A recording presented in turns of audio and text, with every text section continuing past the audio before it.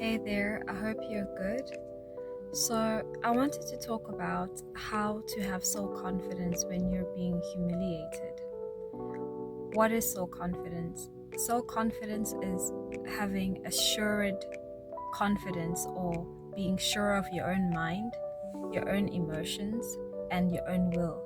So, your soul is your mind, will, and emotions. And when you lack confidence in that, you can be insecure and unsure of yourself, and therefore lack confidence in your ego expression because you don't believe that your thoughts are valid or that your feelings are true and worthwhile, or that you can't act on your own free will. There are other people who have more agency over you than you do, or dominion over you than you do. So when you lack soul confidence, you don't go for things in life. You hold yourself back. You let other people tell you what to do and who you are. You let your circumstances determine who you are because you don't have the confidence that things can get better for you or that you can go further than where you are right now. So, having soul confidence under the best circumstances can be a challenge, but having soul confidence when you are being humiliated is an even deeper challenge. But when you're being humiliated, that is exactly when you need to have the most soul confidence to overcome that. So the first thing is to first recognize that you're being humiliated, because not all forms of humiliation are overt. Some people are covert and cunning, and they are also passive aggressive, but the humiliation is still there nonetheless. So appropriately recognize that this person or this situation is humiliating, and instead of shrinking and feeling ashamed of yourself, you need to then immediately get into a stance of loving your own self. So the humiliation is going to be coming from outside of you. The love for yourself needs to come from within you. When you allow the humiliation to sink you into shame, there is no way you're going to have soul confidence in that situation. Let me give you a practical example. Let's say you are speaking in public and then someone in your audience boos you or yawns or makes like a condescending remark about you that is humiliating because they've just humiliated you in that moment. So the natural response to humiliation is shame, and shame shrinks you back into yourself. Then you will have no confidence in your soul or anything else pertaining to you.